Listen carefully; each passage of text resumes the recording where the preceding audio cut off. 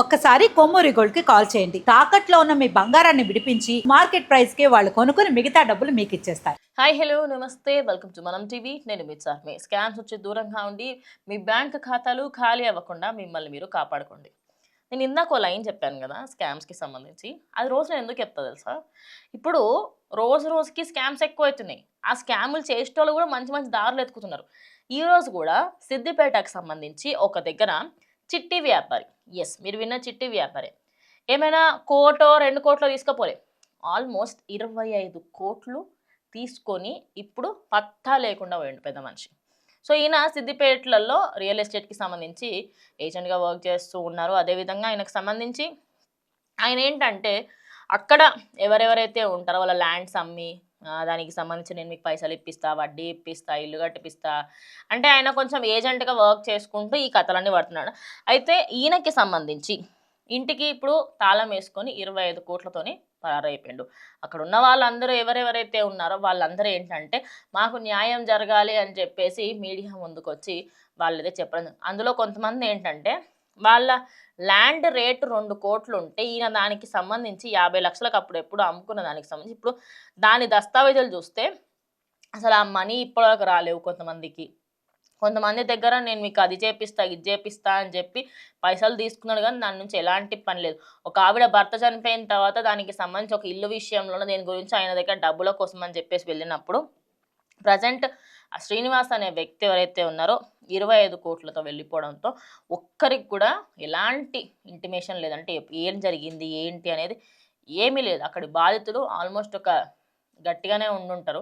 కొంతమంది దగ్గరనే ఎక్కువగా అమౌంట్ తీసుకున్నారు. వాళ్ళందరూ అయితే మీడియా ముందుకు వచ్చి మాట్లాడుతూ ఉన్నారు. ఇక ఆయనకి సంబంధించి ఫోన్స్ చేసినప్పుడు దురుసుగా ప్రవర్తించడము, నువ్వు నాకెప్పుడు ఇచ్చినావు నాకు తెలియదే, ఏం దస్తావేజులు ఏం లేవే, పేపర్లు ఏం లేవే, అది ఇది అంటే కొందరికి సంబంధించి అక్కడ వ్యాపారులు నమ్మడం వల్లనే ఇదంతా జరిగింది అని చెప్పేసి కూడా చాలామంది చెప్తున్నారు. ఇక సిద్దిపేట జిల్లాలో ఈ భారీ మోసానికి సంబంధించి ఆయన దగ్గర ఎవరెవరైతే డబ్బులు ఇన్వెస్ట్ చేశారో ఆ వడ్డీ వ్యాపారి దగ్గర ఆయన ఇంకోటి చిట్టి వ్యాపారం కూడా చేసేటోడంట. ₹1,00,000 చిట్టి, ₹1,00,00,000 చిట్టి. అసలు ఫస్ట్ అండ్ ఫార్మోస్ట్ ఈ చిట్టీల బిజినెసే అదొక పెద్ద క్రైము. ఆ క్రైమ్లల్లో పార్టిసిపేట్ చేసుడు అదో పెద్ద క్రైము. ఇంకా అయిపోయి అంత నాశనం అయిపోయిన తర్వాత అయ్యో దేవా అని చెప్పి మొత్తుకోవడం అదో తలకాయ నొప్పి. అసలు ఎవరమ్మా మిమ్మల్ని చిట్టి బిజినెస్లో అథారిటీ లేకుండా అసలు ఒక సర్టిఫికేషన్ లేకుండా ఏం లేకుండా ఎట్లా నమ్ముతున్నారు? పోనీ చుట్టాలను పెబ్బాలను నమ్ముతున్నారంటే ఒక పద్ధతి ఉన్నది. ఎవరో అలగా జనాన్ని నమ్మడం ఏంటి చిట్టీల విషయంలో, అది కూడా డబ్బు విషయంలో ఎవరిని నమ్మొద్దు. పొద్దున్న లేచి నుంచి సాయంత్రం దాకా ఎలా స్కామ్ చేయాలా, ఎట్లా తీసుకోవాలా మనీ అని చెప్పి ఆలోచిస్తున్నారు జనాలు అంటే ఒక్కొళ్ళకు కూడా ఎందుకు అర్థమవుతలేదు. ఇది ఈ సిద్దిపేట ఇన్సిడెంటే కాదు, ఇట్లా చెప్పుకుంటూ పోతే మస్తు ఇన్సిడెంట్లు ఉన్నాయి. మీరెందుకు దాని గురించి మాట్లాడట్లేరు? మీరెందుకు దానికి సంబంధించి మీరు బయటకు వచ్చే ఇప్పుడు పోలీసుల కంప్లైంట్ ఇచ్చిర్రు ఆయన మీద, దానికంటే ముందు కొంత గొప్ప అర్థమవుతుంది కదా ఆయన బిహేవియర్ ఏంటి, పోనీ అసలు ఇక్కడ ఈయన కొంచెం తేడాగా ఉండి ఈ వ్యక్తి స్కామ్ చేసేటట్టున్నాడు అని చెప్పేసి కొంచెమైనా అర్థం కదా. సరే పోనీ నాలెడ్జ్ లేదేమో అని అనుకోవచ్చు. ఆయన ఇప్పుడు ఇంటికి వెళ్ళి చూస్తే తాళం వేసుకొని అన్నీ తీసుకొని వెళ్ళిపోయింది ఫ్యామిలీతో సహా. మరి దానికి సంబంధించి ఏమైనా మాట్లాడుతున్నారా? లేదు.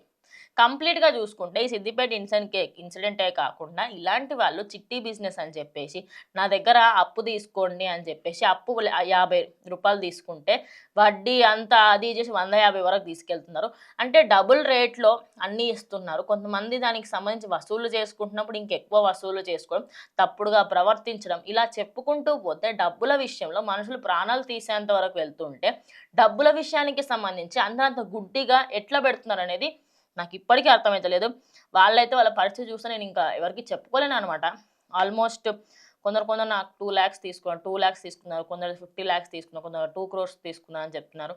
మరి మీరు కష్టార్జితంతో సంపాదించిన మనీని అలా గుడ్డిగా ఒకరిని నమ్మి పెట్టే బదులు ఒక్కసారి ఏదైనా మంచి ఏజెన్సీకి సంబంధించి కానీ లేకపోతే చిట్టీలు పెట్టాలనుకుంటే మీకు తెలిసిన వాళ్ళ దగ్గర పెట్టడం కానీ లేకపోతే బ్యాంకుకి సంబంధించి బ్యాంకుల దగ్గరికి వెళ్ళి డిపాజిట్లు చేసి దాన్ని ఎఫ్డీలాగా చేసుకోవడము అలాంటి పనులు చేయొచ్చు కదా. ఎఫ్డీలకి మంచి రిటర్న్స్ కూడా వస్తాయి కదా. అవన్నీ వద్దు, మాకు బయటనే కావాలా, మిత్తి ఎక్కువైనా పర్వాలేదు అన్న స్టేజ్కి వచ్చారు జనాలు. ఏమో ఇంకా మరి ఈ ఇన్సిడెంట్‌కి సంబంధించి అక్కడైతే ఆయన పైన కేసు నమోదు చేశారు, దర్యాప్తు కొనసాగిస్తున్నారు. చూద్దాం ఆ వ్యక్తి దొరుకుతాడా ఇంగ. ఆబ్వియస్‌లీ మంచి పకడ్బందీగా ప్లాన్ ఏసుకొని పోయిండు గదా. ఎట్లా దొరుకుతాడు అనుకుంటున్నారు? దొరకరు ఆబ్వియస్‌లీ అలాంటి వాళ్ళు.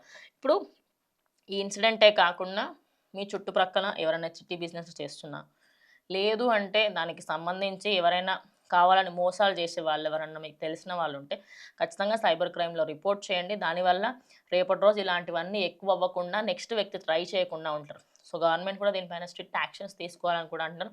చూద్దాం మరి ఆ వ్యక్తి దొరుకుతాడా లేదా అని చెప్పేసి.